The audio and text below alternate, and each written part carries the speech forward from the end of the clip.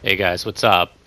Today I've got a long video for you. We're closing in at close to 30 minutes. I've tried to be pretty aggressive in trimming these clips up so that I keep only the hopefully the entertaining footage. And you'll see we bounce around quite a bit, a number of different invasion locations. And here I'm hunting down this party, and I realize they're up top here, and I look and I can see that there's maybe one or two knights left. So I really don't have much time to take these guys out. And you can see them looking out here to look for me. But fortunately, I have the obscuring ring on. But realistically, if I don't kill these guys very, very quickly, they're either going to annihilate me or they're going to run for the boss. So I get the Sunbur out of the picture right away. And there I break the host guard. And I get in just in time before that white phantom is able to hit me. If he would have hit me, obviously that would have been it. The host would have backed off, he would have Estused, and then either these guys would have ganked me, or more likely just ran for the boss room. I included this video because this is just a one-on-one host that wants to have a duel. But I noticed a couple things here, and I've seen these a few times, and I thought it might be worth talking about. So the first thing that I notice here is that he's one-handing a curved sword, and he's got what I believe is the target shield. Now, the target shield doesn't do dick in terms of actual defense. You can't use it as a shield. Its real only value comes from parrying. And he's making quite a big trade-off by being willing to only one-hand his weapon. So the fact that he's giving up so much to one-hand his weapon, and the choice of shield tells me that he very much wants to parry me. Now, he hasn't tried it yet, but I know he's thinking about it. And unfortunately, I don't have enough poise on this build to tank that hit. So you'll notice he was being somewhat aggressive, and now he's switched back to one-handing, and now his aggression has substantially diminished.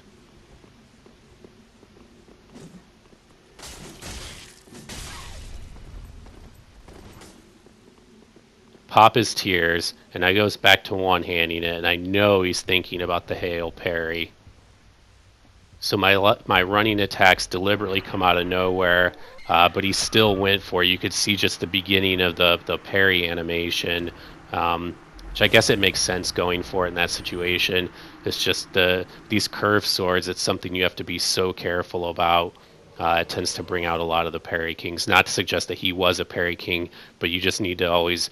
That's the big weakness, is that those standing R1s can be parried on reaction, and if you engage in too many of those, especially somebody with a parry tool that has really quick startup frames like a Cestus, you need to be super careful about that.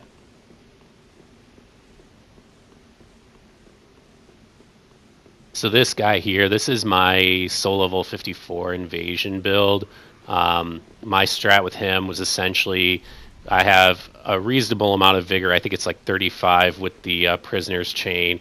Stamina, I don't have a lot of. I think I probably have like 20 stamina, plus the ring. And then I pump like almost all the rest of my stats into dex. Never understand, man. When people just stand there in stance mode with those katanas, it's really obvious what they intend to do. Unfortunately, I did not see the Phantom over there, and they were able to spring a pretty good ambush on me.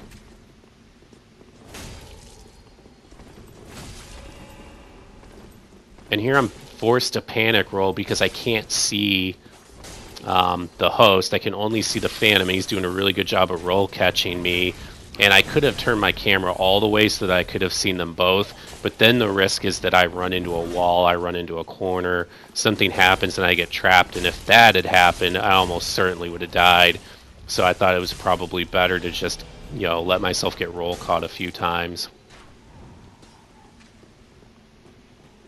But this white Phantom is pretty good. He doesn't panic roll a lot. There you see he goes for the R1, R1, R2 combo, which is a good combo to roll catch people.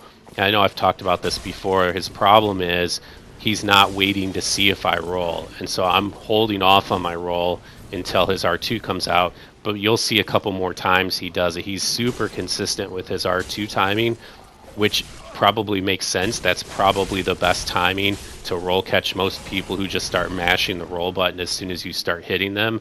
But you've got to make that adjustment against a player who's not going to just stand there, or who's not going to roll immediately as soon as the stun lock ends. I've played against a lot of really good players who are good at that, and when they get into that charged R2 animation, it's almost impossible to get out without getting hit, because if they hold it and they wait for you to roll before they let it go, it's almost a guaranteed roll catch. That's a very tough position to be in against a straight sword. Just another reason why straight swords are so good.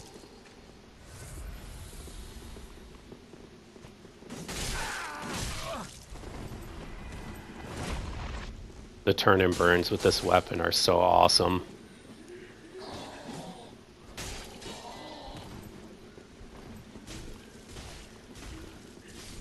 I used to use greatswords a lot, but I've been finding myself using the curved greatswords a lot more. At least once you get to a soul level that can wield one of these. This particular build has, I think, about 30 points in dex, and the Murakumo has a sharp infusion on it. And so I think the AR is around 400, and that's only at +6. So this weapon is probably substantially out-damaging most other weapons that people would be using. Another thing that we'll see a little bit later is, obviously people haven't upgraded a lot of weapons at this level, and certain things are going to tend to lag. For example, people are going to favor their weapon upgrades over things like shield upgrades. So especially at this level, you'll see running attacks from this weapon. I can break a lot of guards like that. When you get to the higher soul levels, people have an abundant amount of upgrade items, and they'll upgrade their shields. Plus, the further you get into the game, the higher the soul level. Acts like a natural filter. Players who just aren't as interested in the game, they don't play to the higher soul levels.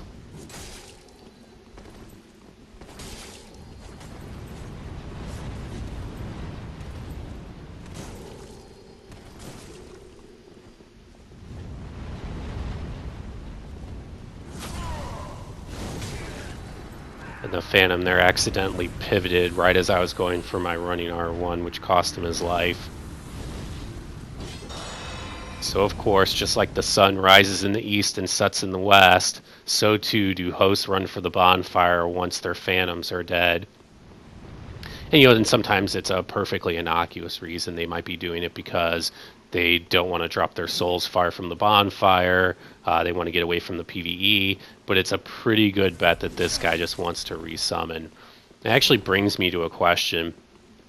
So obviously when a Phantom has that little icon, that blue icon next to their name, it means at a minimum that they've been password summoned. But what I also wonder is whether it also means that they are over leveled.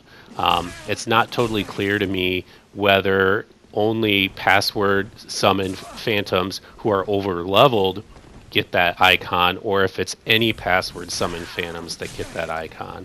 Because I noticed that I killed the Phantom, and this guy is resummoning the same Phantom.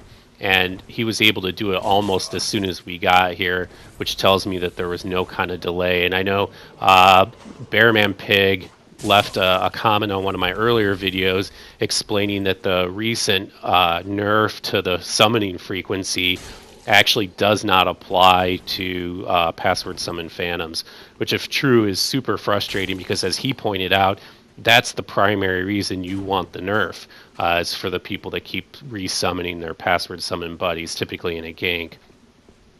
And here these guys were putting me under a lot of pressure. The White Phantom is the better player. He's got some sort of straight sword. I think it's the Irithil sword. But the host had a katana, and even though he's not as good, watching him fly there was pretty funny. But even though he's not as good, a katana is obviously a great chase down weapon. I mean, it's probably the best weapon at chasing somebody down.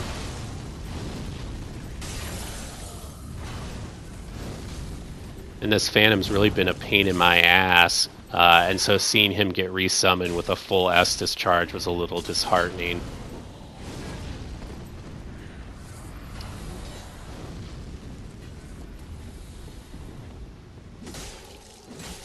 Man, I am just whiffing these backstabs left and right. That's like 3, I think, that I should have had.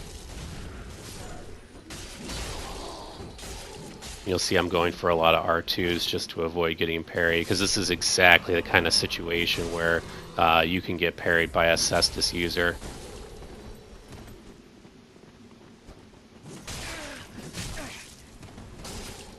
I'm getting worried here because I'm obviously out of Estus. I'm at less than half health. But there I get the backswing on the third R1 and it roll catches the host. But I don't think the White Phantom's very happy about the course of events. I don't know though, man. Like, when you're a Phantom and you get killed by the invader and your host has to resummon you, I don't think you're entitled to be very salty about the outcome. You had 2 chances. And it's not even like we had to deal with that much PvE. Those guys should have been able to put a lot more pressure on me.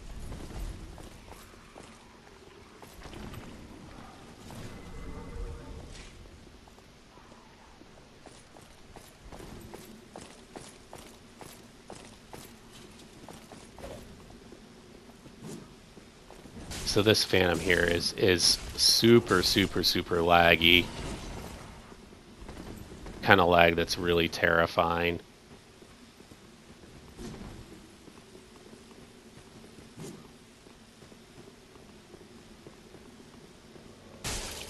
He's hitting me from across the map.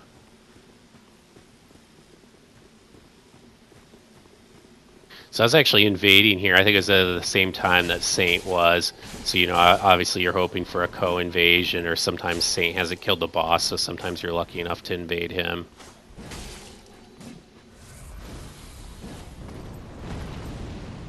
And there you can see the Phantom was sent home most likely because he was so laggy the game forced him to disconnect.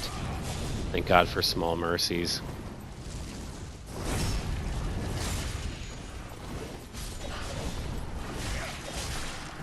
And now the host is in a world of hurt.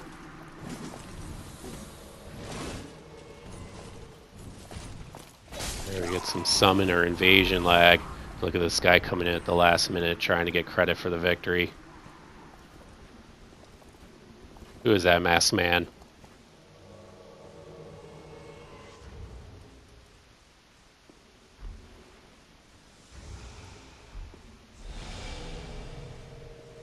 So this guy I ended up invading a couple of times. There were a group of, I think, like 2 or 3 gankers operating in the same area, I think last Saturday afternoon.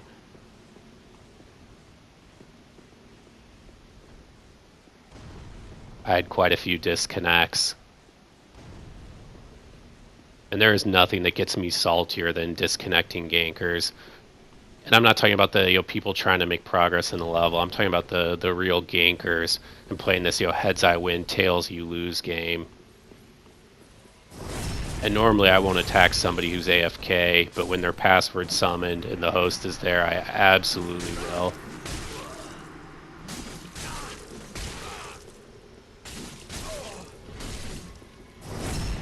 I'm always amazed at how many people with light weapons will sit there and just keep swinging into a weapon with a huge amount of hyper armor, like the curved greatswords. The host must have had like 2 HP left after that.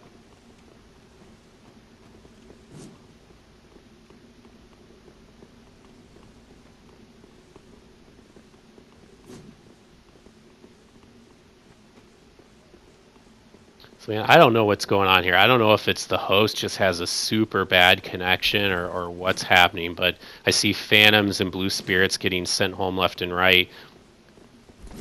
And to be fair, it doesn't seem like the problem's with the host connection.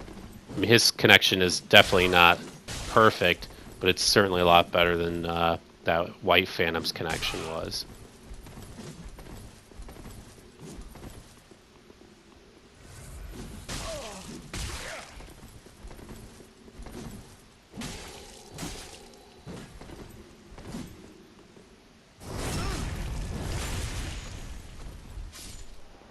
That was a lovely finish to that fight.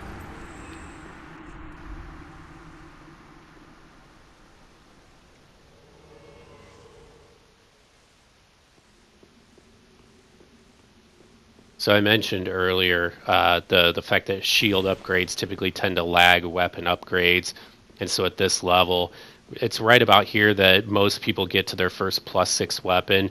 If especially if they go into the depths of the catacombs before they come to Irithyll, there's a lot of large Titanite. If they don't do that, they may only have had enough large Titanite maybe to get to like one weapon to +5 and maybe another to +4, maybe a single weapon to +6, but certainly not enough to upgrade their shields to. And so most shields at this point have very low stability. So you take the combination of often inexperienced players and players that, if they've been playing any PvP, are probably typically used to blocking weapons that don't do that much stamina damage. The curved greatswords just do a considerable amount of stamina damage, and so somebody who's unaccustomed to that, especially with shields that aren't upgraded, is going to find their guard getting broken. I know even for me, I have to be really, really careful when I start a new build. I have to really watch how much I shield, because otherwise I get my guard broken. I'm just not used to the lower amounts of stamina and the lower stability of the shields.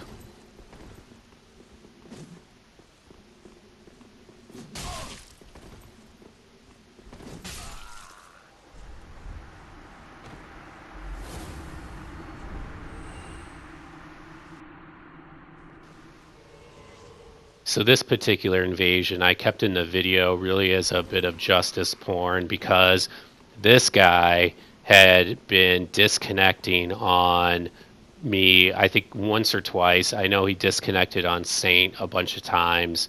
And he must have had the dried fingers running, so it's just really aggravating when people like essentially are calling invaders into their world and then disconnecting when things don't go their way.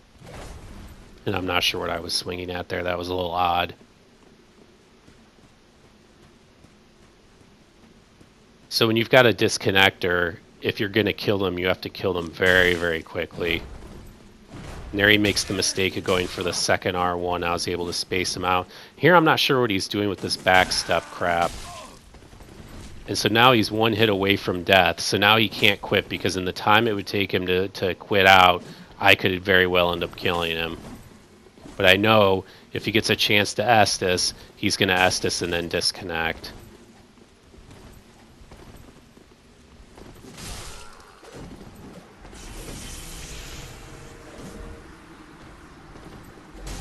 That felt very, very good.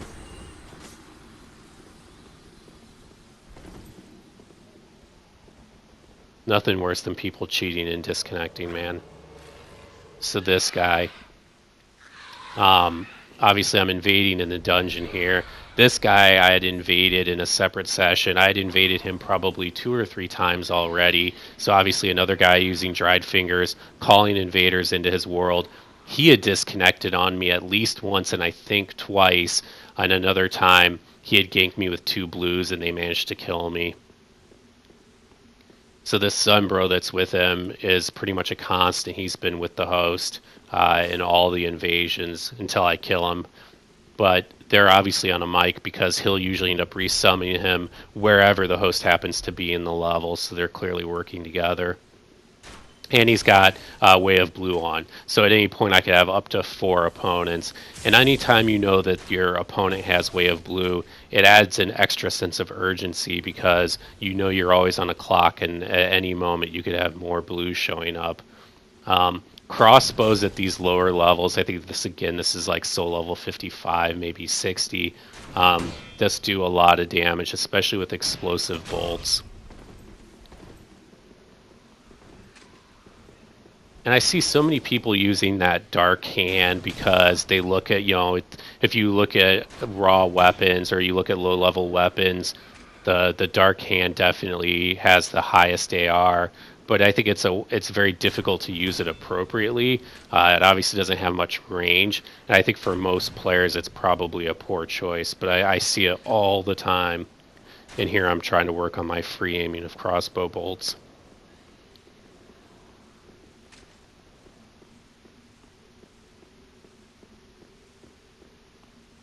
So I see the Sunbro there around the corner. No, I'm sorry, I'm thinking of a different time. So the host and the Sunbro at this point head up, and then there's just no way in hell I'm going to go up there, because if I do, I know they're going to be standing right by the elevator.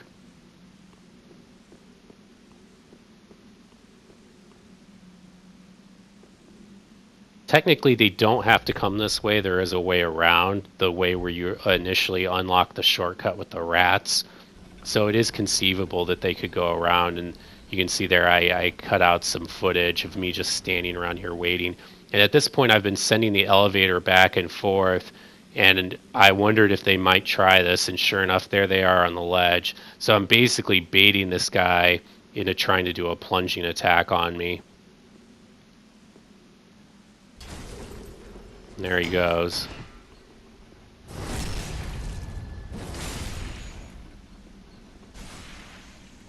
And so you can see the host just called the elevator back up. I can never remember where the lever is for the stupid thing on the bottom.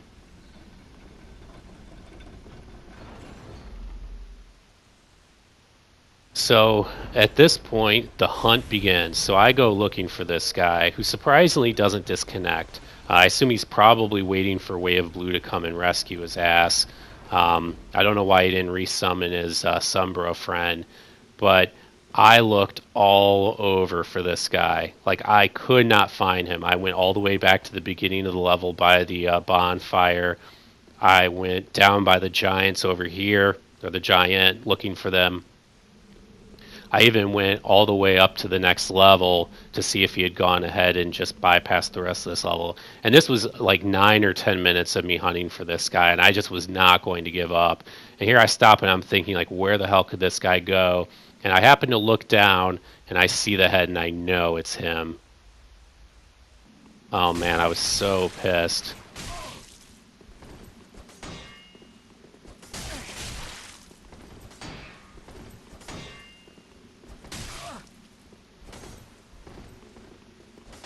I'm really surprised he didn't disconnect here.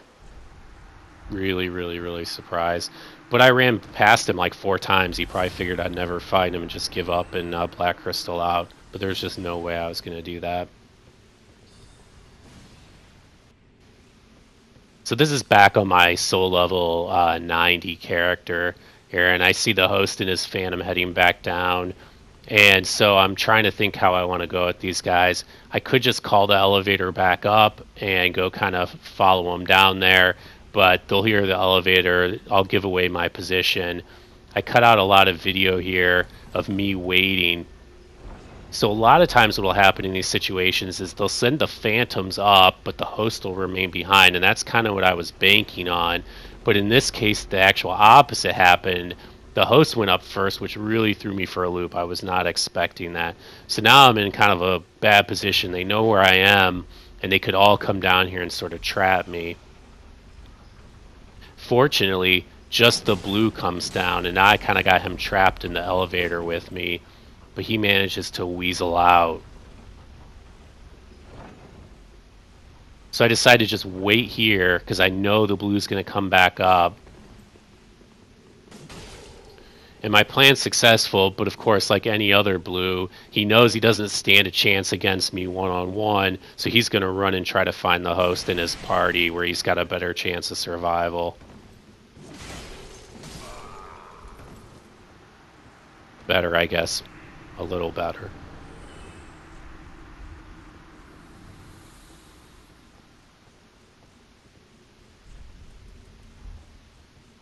So it seems at least like this Phantom's got a sense of humor.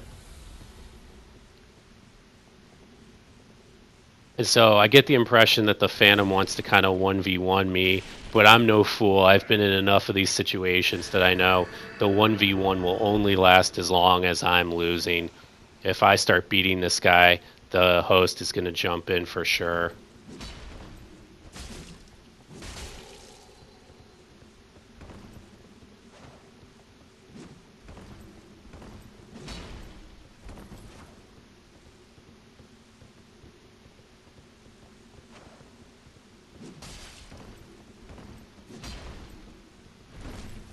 He's doing a pretty good job. He almost backstabbed me. He's not panic rolling too much. but then I happen to get him with a good trade. And of course, now here comes the host with his Chaos Bed Vestiges. And there I basically trade eating a Chaos Bed Vestige to land the final blow on the Phantom.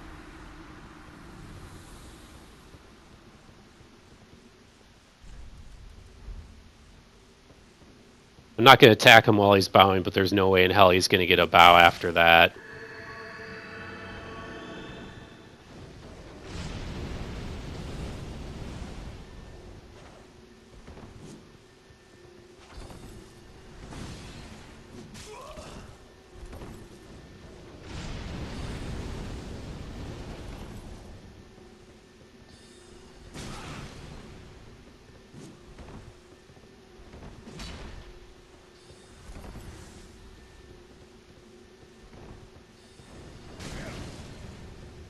When I used to invade, maybe like 6 months ago, I pretty much only used a straight sword, and so I got pretty good with them.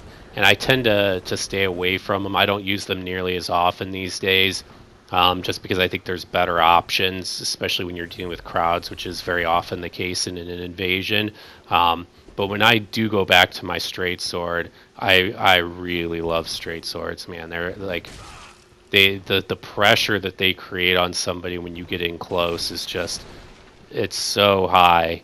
And if people start panic rolling, they do all sorts of things that they know they shouldn't do just because the pressure is so high.